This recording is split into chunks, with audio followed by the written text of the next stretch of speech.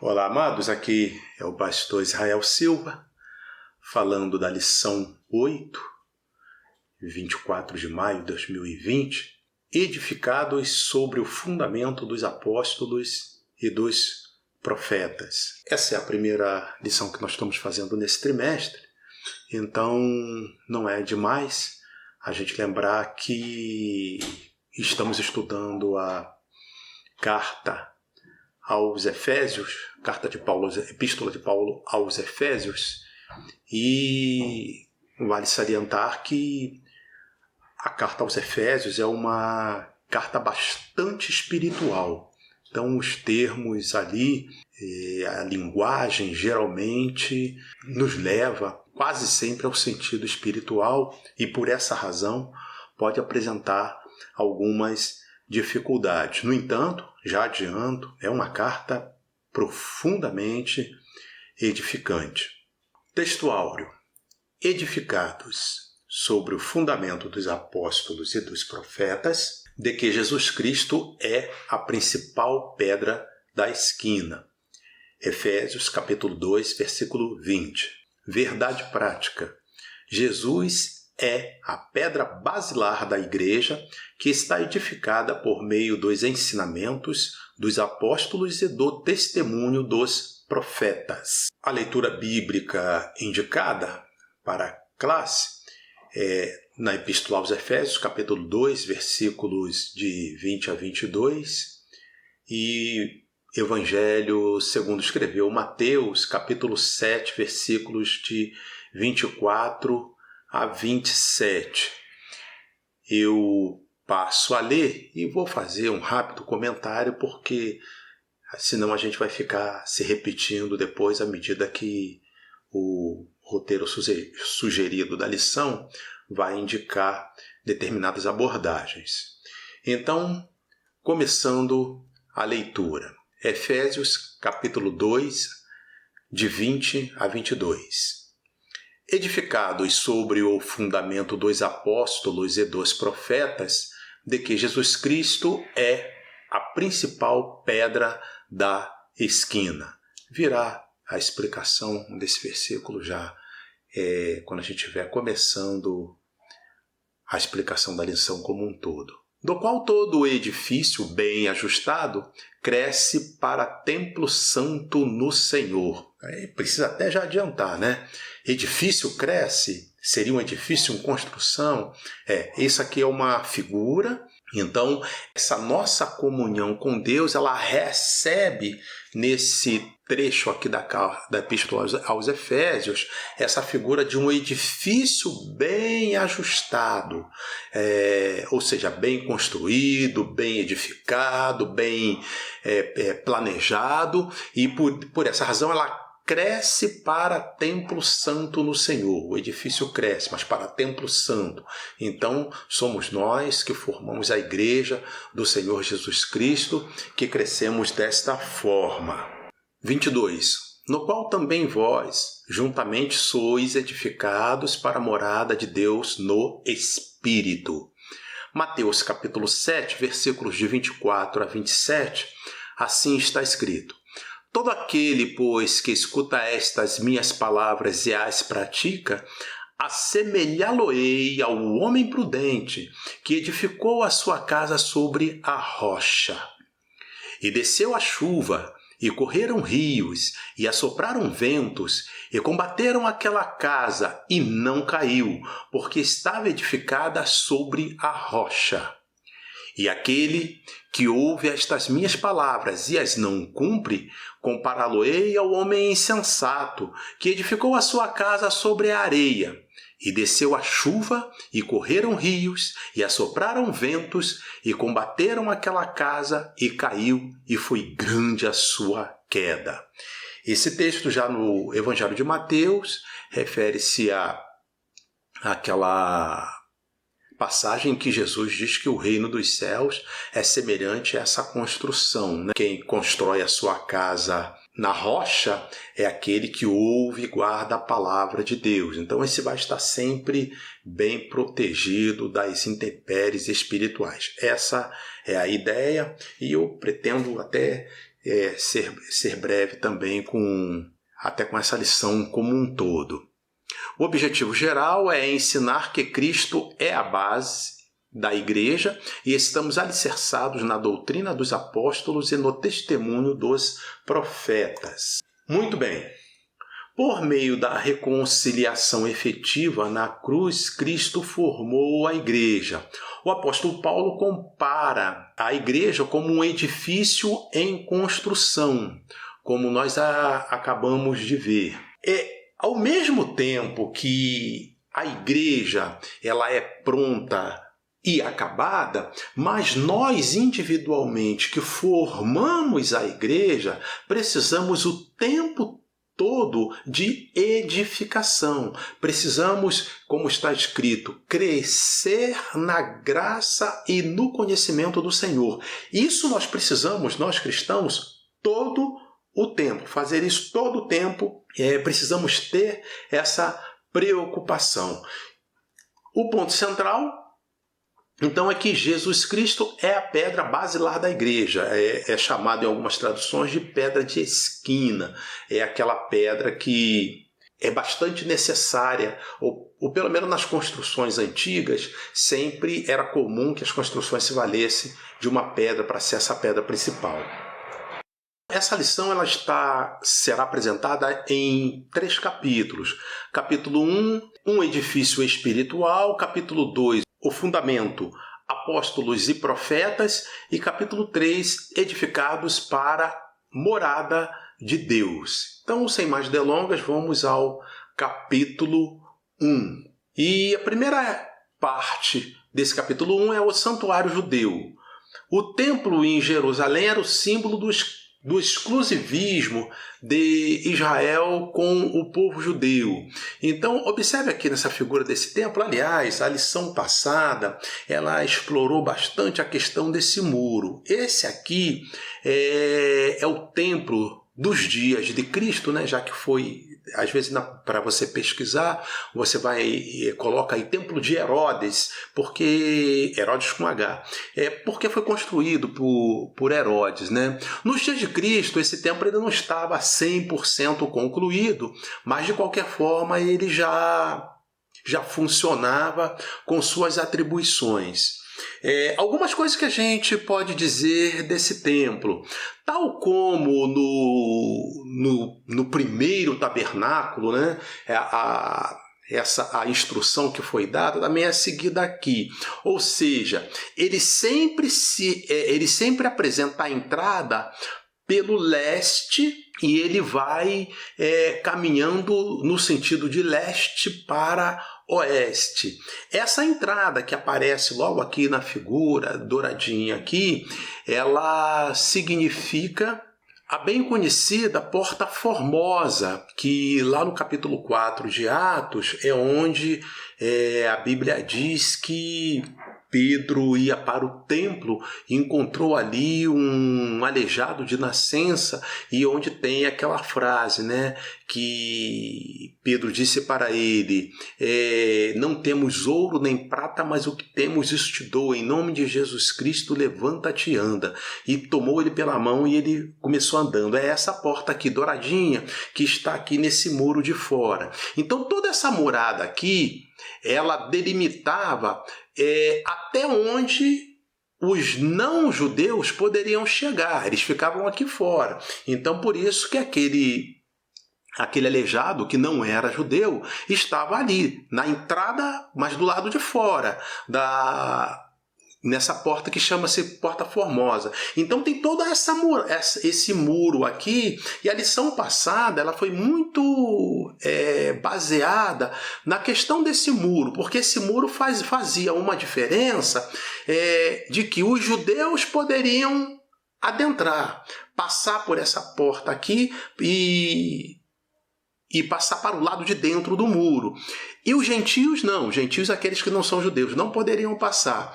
Então, seguindo aqui, você tem logo esse pátio de entrada que você olhando para a figura aqui pode verificar, você tem o chamado Pátio das Mulheres, ou seja, é Pátio das Mulheres, mas é mulheres judias, ou seja, homens e mulheres entravam por aqui. As mulheres ficavam nesse pátio aqui, depois de passado, ter adentrado, né, ao muro, elas ficavam nesse pátio aqui, e os homens seguiam em frente, e aí depois que tem aquele portãozinho menor ali, tem um espaço que seriam dos homens judeus em geral, e a parte maior de que se avança aqui, que vai pegar inclusive a lateral dessa torre aqui, essa torre é do lugar santo.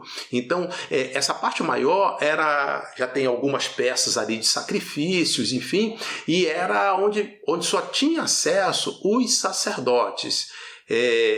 Ou seja, os sacerdotes ficavam aqui, e para adentrar aqui, adentrava o sumo sacerdote, e aí aparecia dentro aqui dessa torre aqui o véu que separava, né? Tem aquele hino, o véu que separava, já não separa mais. Pois bem, o véu estava ali dentro, que dava acesso ao lugar santo dos santos, onde uma vez por ano o sumo sacerdote entrava para pedir perdão pelo pecado de todo o povo. Então, sobre o santuário judeu, era isso. E Paulo, então, enfocou bastante a questão desse muro que separava, esse muro mais externo, né, que separava judeus de gentios. O santuário cristão, para dizer que os que pertencem a Cristo são comparados a um edifício onde Deus habita em espírito. Volto a dizer, a carta ela é bastante espiritual. Aqui vale a pena a gente reiterar também a afirmação de Salomão, que foi também repetida, né? A Bíblia registra, por Estevão, que o Altíssimo não habita em templos feitos por mãos de homens. Significa dizer que mesmo um templo tão bonito como era esse templo aqui nos dias de Jesus, esse construído por Herodes, ele por si só, ele não vai agradar a Deus. Deus quer habitar em pessoas. Se o templo for bonito, pode ser uma coisa boa, mas o principal é que as pessoas tenham boa comunhão com Deus. E a pedra angular, na arquitetura antiga, a construção de um edifício, de um prédio, sempre requeria uma pedra angular. Então é considerada a pedra mais importante ou pedra principal, e esse é um tipo com que a Bíblia apresenta também o Senhor Jesus. Ele é a pedra angular, ou seja, a parte mais importante, a parte mais fundamental da igreja. Portanto, a pedra angular deste novo santuário é o próprio Cristo. Mais um item aqui, para a gente está já passando para o segundo capítulo, é que Cristo, a pedra principal. A identificação de Cristo como a pedra angular remonta à profecia messiânica, em que a pedra rejeitada tornou-se cabeça de esquina. expressão de esquina, porque na esquina ela ficava numa das pontas da construção, e era essa pedra principal. Basicamente, e nisso aqui também reside essa expressão que Jesus utilizou no Sermão do Monte, que o homem prudente edifica a sua casa sobre a rocha. A síntese desse capítulo 1 é que em Cristo um novo conceito de santuário é construído. Os crentes são comparados a um edifício espiritual onde Cristo é a pedra principal. Capítulo 2 é o fundamento, apóstolos e profetas. O conceito de apóstolos, o termo grego para apóstolos é usado que pode ser traduzido também por enviado ou mensageiro. Mas o que vai tomar maior importância nos nossos dias é que a Bíblia diz que Deus deu uns para apóstolos, outros para profetas, outros para evangelistas, outros para pastores e outros para mestres. Esses mestres ou doutores, né, conforme a tradução. E há uma riqueza muito grande com relação aos apóstolos que escreveram, né, a Bíblia. Até eu me lembro que na ocasião da formação do cânon, primeiro foi resolvido a questão, ou pelo menos em sua grande maioria, a questão do cânon do Antigo Testamento. O que é isso? Quais são os livros considerados que a direção, os principais do judaísmo considerou como inspirados?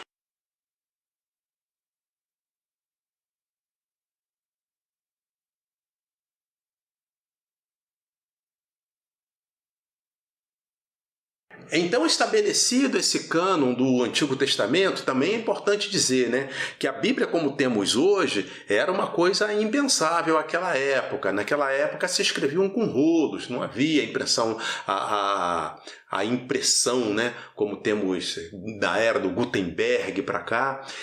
Então, eram rolos. Então, quer dizer, para você carregar uma Bíblia como temos hoje, a Bíblia tem 66 livros.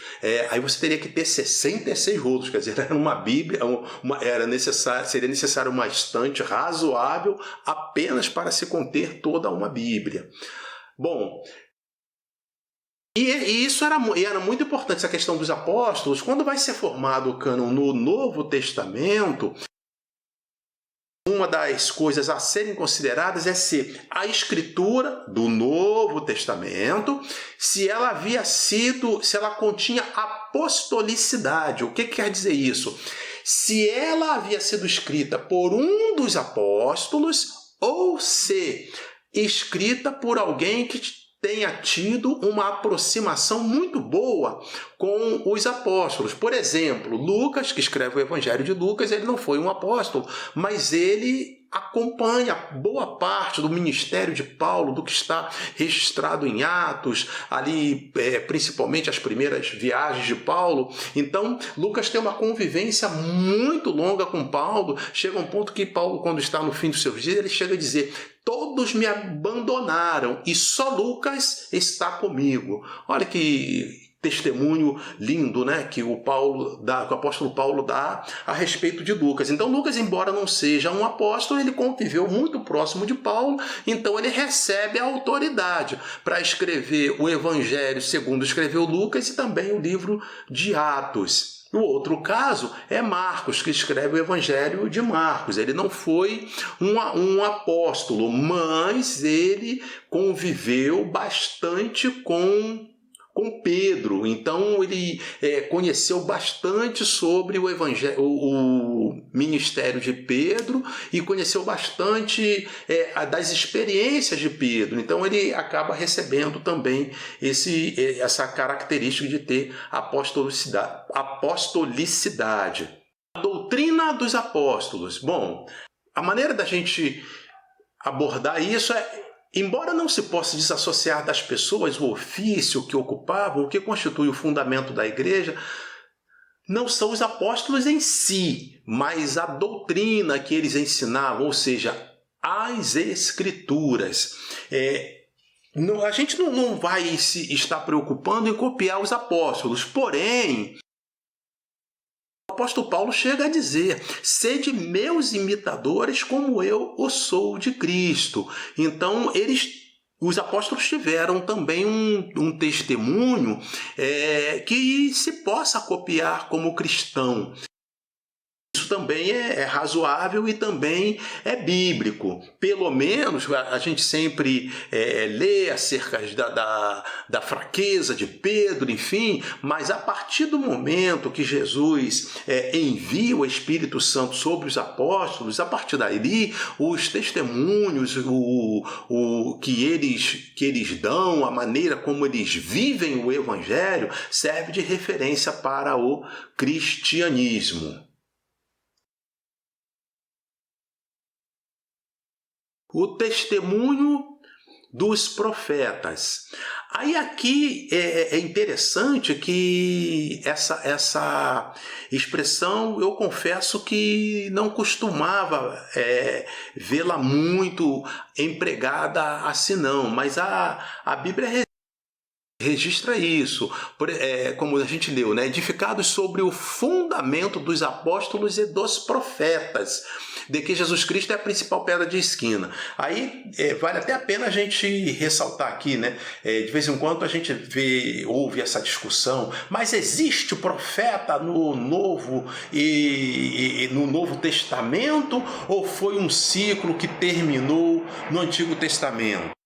Biblicamente, eu defendo que existe sim, tanto que está escrito aqui, edificado sobre o fundamento dos apóstolos e dos profetas, de que Jesus Cristo é a principal pedra. Esses profetas aqui são pessoas com um ministério profético muito mais forte. Eu até conheço, aqui em Brasília tem um grande amigo com esse chamado.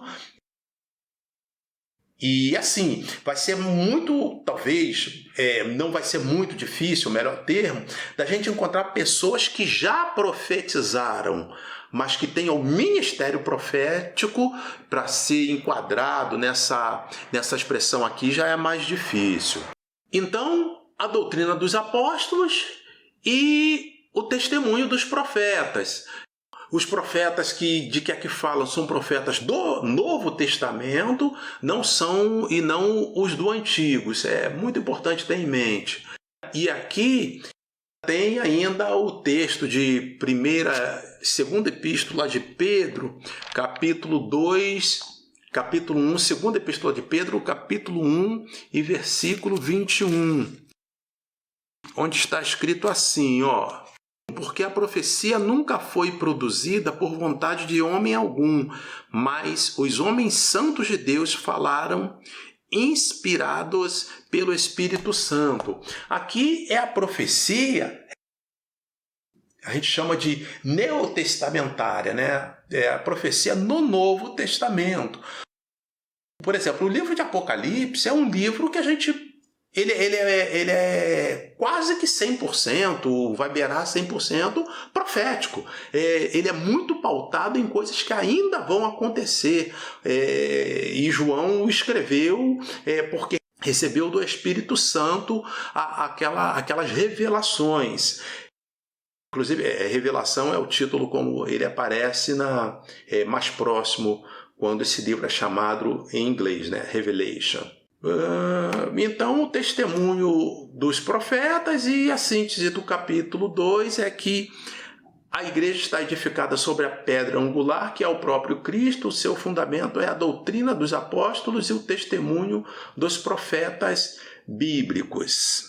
E chegamos ao capítulo 3, edificados para a morada de Deus. Um edifício bem ajustado, né? Nessa caminhada, o salvo comporta-se como filho obediente e passa a evidenciar o fruto do Espírito, como está escrito em Gálatas, capítulo 5, versículo 22, que fala dos frutos do Espírito, e 1 de Pedro, capítulo 1, versículo 14, fala sobre a importância de sermos filhos obedientes. É assim que nós precisamos nos comportar para termos sempre forte a nossa comunhão com Deus. Como já vimos, o crente tornou-se templo santo no Senhor. Isso indica que Deus habita em nós por meio de seu Espírito. Sobre templo santo no Senhor, a palavra aqui usada para templo é o vocábulo naon. que designa o recinto interior, ou seja, o lugar santíssimo. É aquele lugar depois do véu, né? Quando a Bíblia diz que quando Jesus entregou o Espírito na cruz, o véu se rasgou e ele mostrou então aquele véu separava o lugar santíssimo, onde o sacerdote entrava apenas uma vez por ano. E a morada do antigo, a morada do Altíssimo. No Antigo Testamento, a expressão morada de Deus fazia alusão ao tabernáculo e depois ao templo israelita, indicava lugar de habitação permanente de comunhão íntima. Então, mais uma vez, o crente tornou-se templo santo no Senhor. Isso indica que Deus habita em nós por meio do seu Espírito. Essa afirmação, ela ratifica o ensino apostólico, que Deus não habita em templos feitos por mãos de homem. O templo pode ser muito bonito, mas só a beleza do templo poderá agradar a Deus ou não. O que faz toda a diferença é como as pessoas que frequentam o templo, como elas se comportam, que a reunião dessas pessoas...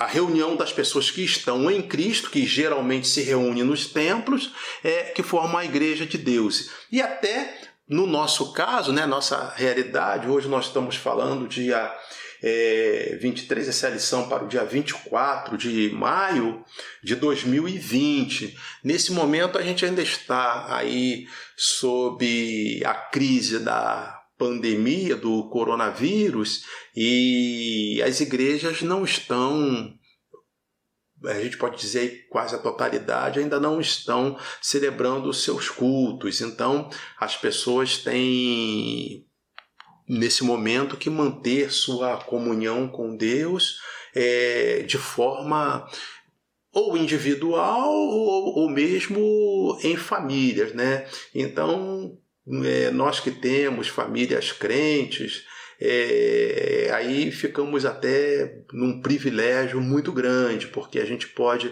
pelo menos fazer um culto doméstico. Não é a mesma coisa que estar na igreja, mas é alguma coisa. E importante, Paulo registra nessa epístola de Éfeso, né?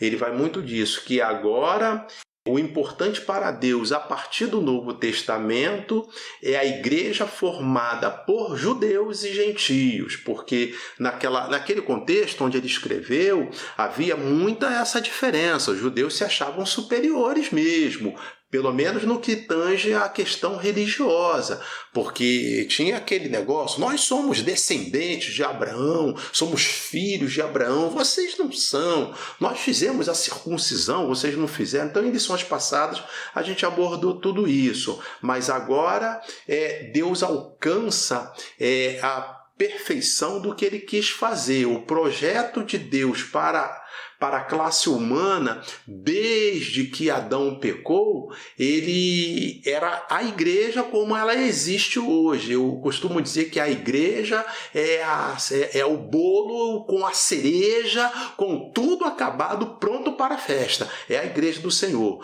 Por isso a Bíblia diz que a própria epístola de Paulo aos Efésios, quando ele fala sobre marido e mulher, ele diz assim: vós maridos, amai a vossas mulheres assim como Cristo amou a igreja a ponto de morrer por ela. Então todo o sacrifício de Cristo ele foi feito em função da igreja. E aí a igreja é formada de quê? Das pessoas que estão em Cristo individualmente. A reunião desses todos é que fazem a igreja. Muito interessante a gente lembrar isso, porque as pessoas às vezes trocam uma coisa pela outra. Dizem assim, onde eu vou à igreja? Eu voltei da igreja. Não, na verdade a pessoa foi ao templo. Seria a coisa seria mais teológico dizer. Mas é claro que uma palavra às vezes ela vai tomando forma, né? Ela muda o significado e aí todo mundo entende. Mas o correto é que aquela construção de alvenaria, ali é o templo. E a igreja é a reunião das pessoas.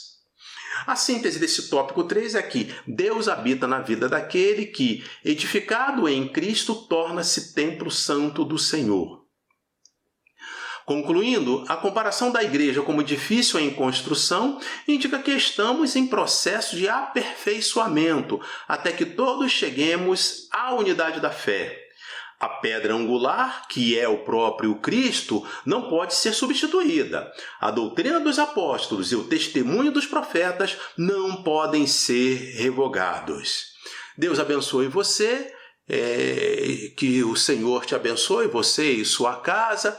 E aí, quando você for lendo, pode dar umas paradinhas, um pause de vez em quando, porque vai ter coisas que a gente vai ter acrescentado ali no vídeo para facilitar o entendimento, algumas passagens bíblicas que vão te ajudar. Então, quando você vê, você dá um pause e olha direitinho. Deus abençoe a todos. Fique na paz do Senhor Jesus Cristo. Amém.